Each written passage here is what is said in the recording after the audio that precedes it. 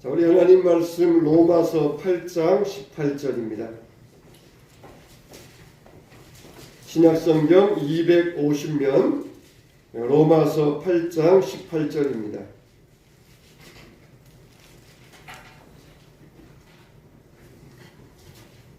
자, 다같이 읽습니다. 생각하건대 현재의 고난은 장차 우리에게 나타날 영광과 비교할 수 없도다. 아멘. 한 번 더 읽습니다. 시작. 생각하건대 현재의 고난은 장차 우리에게 나타날 영광과 비교할 수 없도다. 아멘.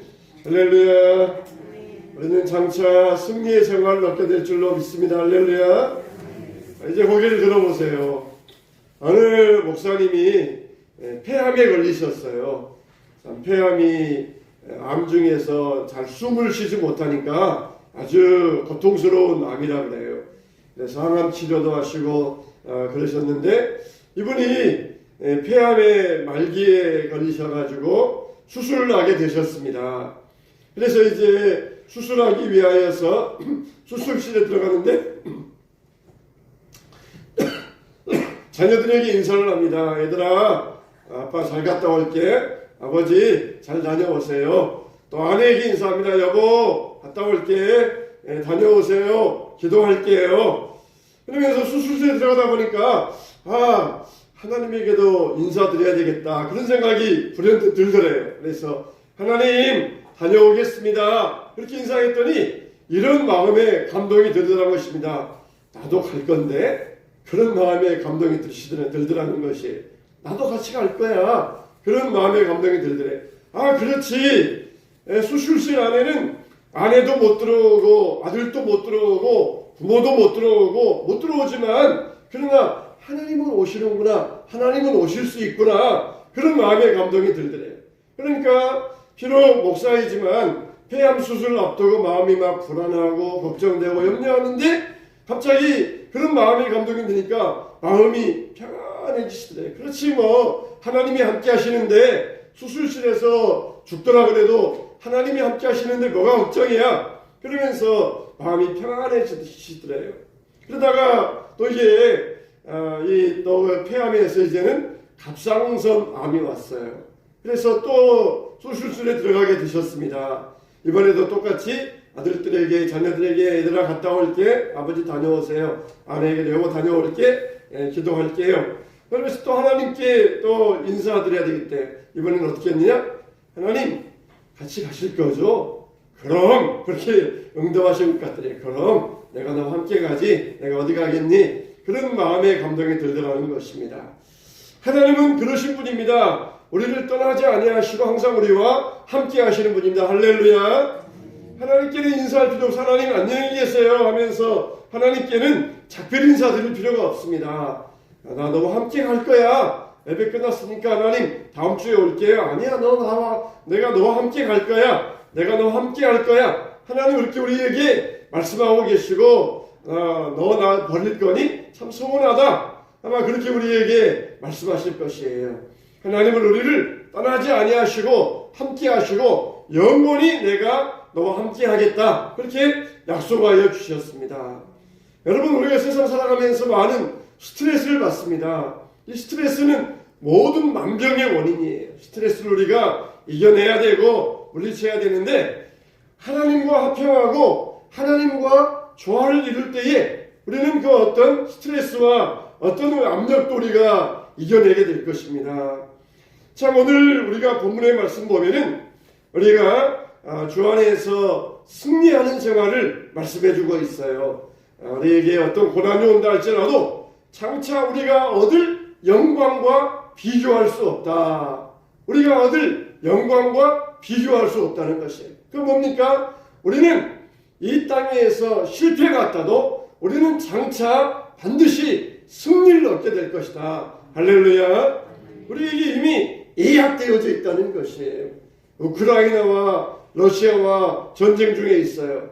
러시아가 우크라이나에서 떠날 것 같다. 그렇게 예상을 한다 할지라도 그것은 예상일 뿐이고 결과는 어떻게 되는지 아무도 알지 못해요. 푸틴이 자존심이 상해가지고 끝까지 내가 가겠다. 그럴 수도 있고 또 우크라이나가 전쟁에서 이길 수도 있고 전쟁의 결과는 아무도 장담할 수가 없습니다. 그러나 우리의 영적 전쟁은 이미 예약이 돼 있어요. 지금 우리가 세상 살아가면서 힘들고 낙심이 되고 역경 가운데 있다 할지라도 그러나 이 모든 것 너희를 사랑하시는 이로 말미암아 넉넉히 이기느니라. 할렐루야. 이미 우리의 삶은 승리의 삶으로 예약되어져 있다는 것입니다. 그래서 우리가 항상 부정적인 생각 또 그리고 염려와 걱정 이런 생각을 다 몰아내고 우리는 맑고 신선하고 적극적인 생각으로 우리의 심령을 채울 수 있어야 돼요. 마치 우리가 방에 탁한 공기를 몰아내기 위하여서 창문 활짝활짝 열고 공기를 순환시켜서 신선한 공기를 맞아들이는 것처럼 우리가 부정적인 생각, 더러운 생각, 악한 생각 이걸 몰아내고 아름다운 생각, 적극적인 생각, 선한 생각으로 우리의 심령을 채우시길 바랍니다. 우리가 승리 생활을 첫째로 어떻게 됩니까? 우리는 이 소망으로 우리의 심령을 채울 수 있어야 돼요. 절망이 있습니까? 절망을 몰아내고 소망으로 우리 심령을 채울 수 있어야 됩니다. 여호수아에게 하나님께서 이렇게 말씀하셔요. 여호와께서 내일 너희 가운데 기사를 행하리라. 하나님께서 약속하신 땅이 앞에 있습니다. 홍해를 건너왔고 이제는 요단강을 건너가야 돼요. 그래서 너희 앞에 하나님께서 너에게 주실 약속의 땅이 있다. 그 땅을 너희가 가서 얻어라. 그렇게 말씀하셨어요. 여러분 우리가 자녀들에게 성탄절날 선물해 줄게 이렇게 약속을 얻었습니까? 자녀들은 그냥 기다리기만 하면 돼. 성탄절 되기 기다렸다가 성탄절 되어서 약속대로 선물을 받으면 됩니다. 그러나 하나님의 약속은 우리가 그것을 열심히 싸워서 쟁취해야 돼요. 하나님께서 여호수아와 이스라엘 백성들에게 내가 너희들에게 가나안 땅을 주겠다 약속해 주셨어요. 그러면은 감 떨어져라 하면서 입 벌리고 있으면은 입속으로 감이 들어오는 것처럼 그 약속이 저절로 들어오는 게 아니에요. 어떻게 합니까? 가서 너희 발로 밟고 싸우고 그리고 물리치고 그 땅을 너희가 얻어라. 그러면서 하나님께서 우리들에게 그 약속을 이룰 수 있도록 용기를 주시고 힘을 주시고 우리 삶을 축복해 주시고 밀어주셔요. 여러분 하나님의 약속은 우리가 이렇게 쟁취해서 얻어야 됩니다. 탄탄대로가 아니에요. 하나님이 약속하셨으니까 이제는 다 그냥 이 탄탄대로가 열려가지고 방해물도 없고 산도 없고 다 모든 일이 다 잘 될 거야. 그거는 하나님의 약속이 아니에요. 우리가 이 땅을 약속의 땅을 나아갈 때는 넘쳐 흐르는 요단강이 있어요. 몸에 꺼드는 시기에 그냥 보통 요단강이 아니라 막 넘쳐 흐르는 그 요단강에 발 딛고 건너가야 됩니다. 그 다음에 여리고성이 있습니다. 철옹성 같은 여리고성이 있어요. 그래서 그것을 쟁취해서 싸울 때 하나님께서 우리에게 약속을 이루어 주시는 것입니다. 여호수아에게 너희가 스스로 성결케 하라 그렇게 말씀하셨어요. 성결케 하라. 성결이 뭡니까? 깨끗하게 하라는 것이에요. 지금 땅에 들어가서 전쟁이 먼저인데 요단강을 건너야 되는데 배를 만들라 또 무기 준비하라. 그게 먼저가 아니라 너희 자신을 성결하게 하라. 그렇게 말씀하여 주셨습니다. 그렇게 하면서 여호와의 명령을 따라서 회개하고 그리고 제사장들이 법궤를 메고 말씀대로 앞으로 나아갈 때에 흘러넘치는 요단강 물이 멈췄더라. 그를 갈라지는 기적이 일어날 수 있었어요. 우리가 믿으면은 그대로 해야 됩니다. 믿는 일이 있으면은 그대로 해야 돼요. 안 될 거야. 그것도 믿음이에요. 그러면은 안 됩니다. 그러나 하나님께서 이루어 주십니다. 하나님께서 성취하여 주십니다. 그런 믿음을 가지면은 믿음대로 이루어 주셔요. 요단강이 갈라지는 기적이 일어나게 되어 있습니다. 히브리서 6장 19절에 보면은 소망은 우리 영혼의 다시라 그랬어요. 막 물길이 흘러올 때 배를 고정해야 됩니다. 그러면은 자동차처럼 뭐 주차 브레이크 잡아놓는 것도 아니고 물 위에 배를 띄워놓는데 배를 어떻게 고정시킵니까? 닷을 내려야 돼요. 닷을 든든한 땅에다가 닷을 내려야, 그래야 배가 떠내려가지 않아요. 이 닷이 뭐라 그랬어요? 소망이라고 그랬어요. 소망. 인생의 물결이 막 칩니다. 우리가 앉아있는, 우리가 서 있는 자리가 요동치며 흔들리는 자리예요. 그때 우리는 어디에 닷을 내려야 됩니까? 소망의 닷을 내려야 된다는 것이에요. 정말 닷이 없으면은 물결 흐르는 대로 그 배는 떠내려가다가 파손당하고 말 것입니다. 인생의 배를 소망의 닻을 내리시길 바랍니다. 절망을 소망으로 바꾸어야 돼요. 우리가 세상 사람만 바라보기 때문에 숨이 막히고 앞이 막히고 뒤가 막히고 사방이 막혀 있어요. 우리는 어떤 경우에도 한 곳만은 열려 있다. 사방은 막혀 있지만은 하늘만은 열려 있다. 이런 소망을 잃지 말아야 됩니다. 정말 예수 믿는 소망은 어떤 어려움을 이겨낼 수 있어요. 믿는 사람이나 안 믿는 사람이나 아까 목사님처럼 똑같이 암에 걸릴 수 있어요. 똑같이 어려움 당할 수 있어요. 그러나 믿는 사람은 소망의 닻이 있으니까 그 소망의 닻을 든든히 걸고 있으니까 내가 너와 함께 간다. 내가 너와 같이 가니까 내가 너와 어디 가든지 동행하니까 염려하지 마라. 그러면 거기다가 소망의 닻을 꽉 걸어놓으니까 수술실에 들어가서 그 몸이 의사 앞에 있어도 걱정이 없고 편안하게 그 심령이 안정을 찾을 수가 있다는 것이에요. 우리는 꿈의 사람이 되어야 돼요. 혼란 날에 나를 부르라. 사방으로 우겨쌈을 당하여도 우리에게는 열려있는 길이 있어요. 하늘이 열려있고 그 가운데 소망을 품고 나아갈 수 있어야 됩니다. 정말 소망 중에 하나님의 인도하심을 받게 되면 눈에 보이지 않지만 우리를 억누르는 모든 문제들을 다 물리칠 수가 있습니다. 사람이 아무리 훌륭한 계획과 생각에 열중한다 할지라도 우리의 길을 인도하시는 분은 여호와 하나님이십니다. 앞을 향하여 나아가는 사람들은 옆에 시끄러운 소리에 전혀 신경 쓰지 않습니다. 사도 바울도 그랬어요. 내가 이미 얻었다 함도 아니요 온전히 이루었다 함도 아니요 오직 내가 그리스도 예수께 잡힌 바 된 그것을 잡으려고 달려간다 그랬습니다. 여러분, 달려가는 사람들은 옆을 볼 필요가 없어요. 소망을 향해 달려가는 사람들은 앞을 향하여 나아가면서 그 승리를 바라보면서 소망의 낯을 가지고 달려가는 사람입니다. 올 한 해 여러분들은 어떤 소망을 가지고 달려오셨습니까? 우리 예수님은 어제나 오늘이나 영원토록 변함이 없는 우리의 소망이십니다. 예수님을 바라보시면서 예수님을 붙드시기 바랍니다. 여러분의 소망을 예수님께 두시기 바랍니다. 우리의 인생은 어떤 경우에도 흔들리지 않게 될 것입니다. 두 번째로 우리는 악을 선으로 바꿀 수 있어야 돼요. 승리생활하기 위해서는 악을 선으로 바꿀 수 있는 그런 인생이 되어야 됩니다. 나의 부정적이고 추한 생각들을 건설적인 생각으로, 긍정적인 생각으로 바꿀 수 있어야 돼요. 요셉이 자기 아버지 야곱이 죽을 때에 야곱이 요셉에게 유언을 남깁니다. 마지막 유언을 남깁니다. 어떻게 남깁니까? 내가 너희 형들이 너희 어떻게 하는 줄 다 알고 있다. 아버지는 모르는 줄 알았어요. 형들이 요셉에게 해코지한 것을 모르는 줄 알았어요. 근데 아버지는 말씀을 안 하셨지만 알고 있었어요. 이제 마지막 돌아가시면서 마지막 유언으로 내가 알고 있다. 그러나 너는 내 형들을 해치지 말라. 그렇게 아들에게 유언을 남깁니다. 그때 요셉이 울었다 그랬어요. 왜 울었습니까? 이미 요셉은 다 형들 이미 용서했어요. 이미 형들에 대해서 악한 감정은 눈꼽만큼도 없습니다. 그런데 아버지의 유언을 듣고 울었다 그랬어요. 아버지 돌아가신 다음에 장사한 다음에 형들이 찾아와서 아버지의 유언을 다시 요셉에게 말하면서 요셉에게 자기들을 해하지 말라고 그렇게 부탁해 줍니다. 그때도 요셉이 또 울었어요. 내가 하나님을 대신하겠습니까? 내가 어찌 하나님을 대신할 수 있겠습니까?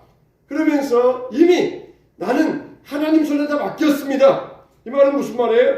원수 갚는 일은 하나님 손에 있다는 것이에요.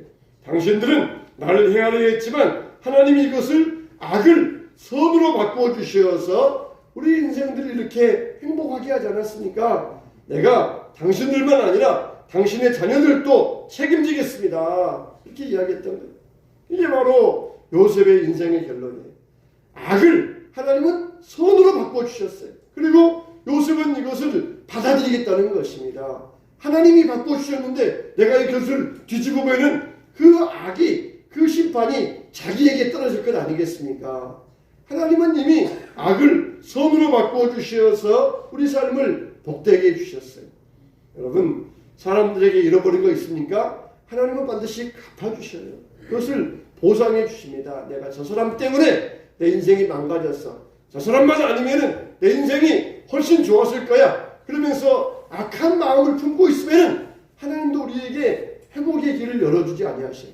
그러나 이미 하나님께서 다 이것들을 선으로 바꿔주셨는데 내가 그걸 다시 악으로 뒤집을 필요 뭐가 있겠어? 나도 다 악을 선으로 갚아줄 거야. 그러면은 하나님이 보상해 주십니다.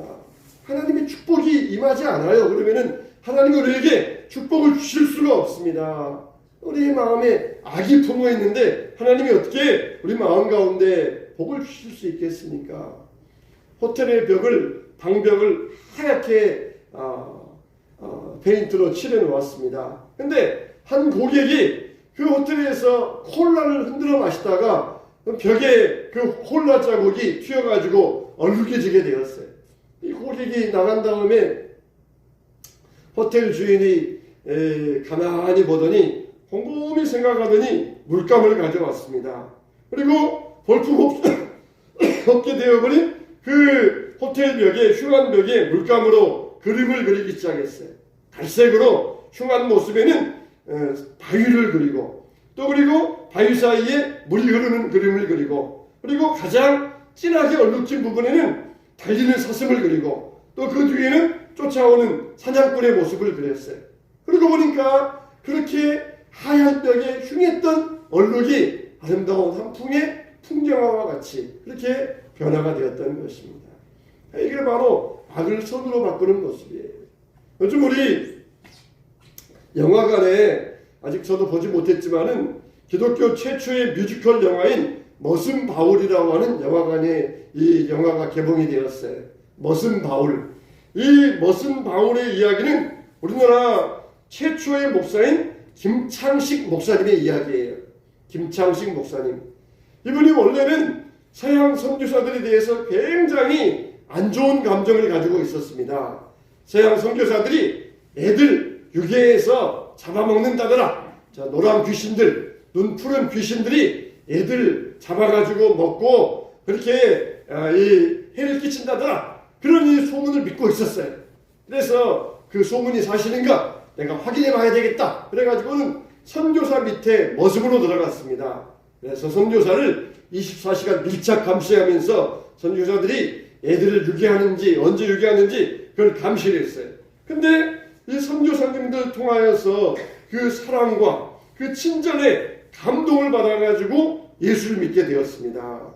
그래서 선교사에게 세례를 받고 그리고 평양 선교에 앞장서게 되었어요. 그러다가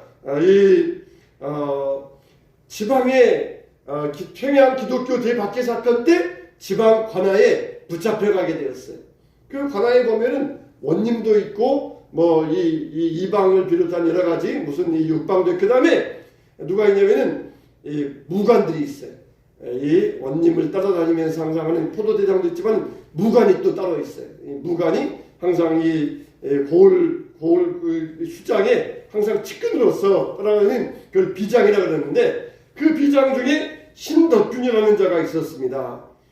그래서 신덕균이 아주 잔인한 사람이었는데 김창식 이분을 데려다가 무지하게 고문을 합니다. 내가 예수 믿겠느냐?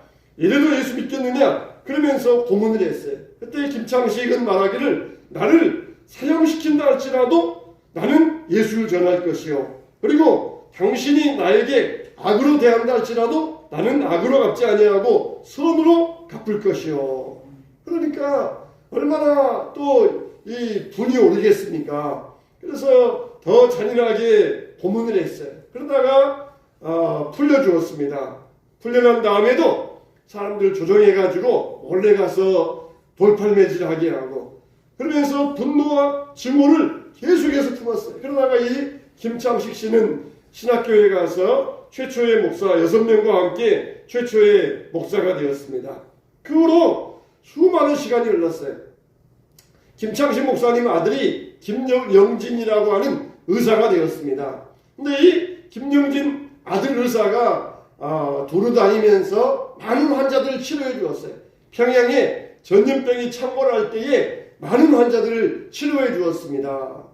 그런데 어느 날 이 김창식 목사님과 김영진 아들 의사가 함께 있는데 한 노인이 자기 손주를 데리고 찾아왔어요. 그러면서 이 노인이 김창식 목사님에게 말합니다. 저를 알아보시겠습니까? 그러는 거예요.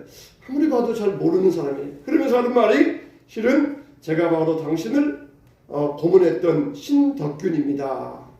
제 손자가 전염병이 창궐할 때 당신 아들이 치료해 주어서 그때 고침받고 나와서 제 손자가 이렇게 살아났습니다. 그런 말을 고맙다는 인사를 전하러 온 것이에요. 근데 이 김창식 목사님도 인간인지라 그때의 사건이 떠오르면서 막 부르르 몸이 떨리더라는 것이에요. 그렇지만은 일단 마음을 가라앉고 사랑과 용서의 꽃을 피워주기 위하여서 자기를 불러주신 하나님, 자기도 구원받은 은혜에 감사하면서 자기가 변화되었던 성경책을 선물로 주었어요. 그리고 끊임없는 사랑을 베풀어 주었습니다. 그 사랑에 신덕균도 감동을 받아가지고 무릎을 꿇고 용서를 빕니다. 그러면서 이 비록 자기는 늙었지만 자기 밑에 있었던 이 무관들에게 부탁을 하면서 앞으로 절대로 기독교인들에 대해서는 해를 끼치지 말고 고문하지 말아라. 그러면서 기독교인들을 보호해주고 그리고 뿐만 아니라 자기 자녀와 손자들까지 다 교회에 데리고 나와서 예수를 믿게 되었어요.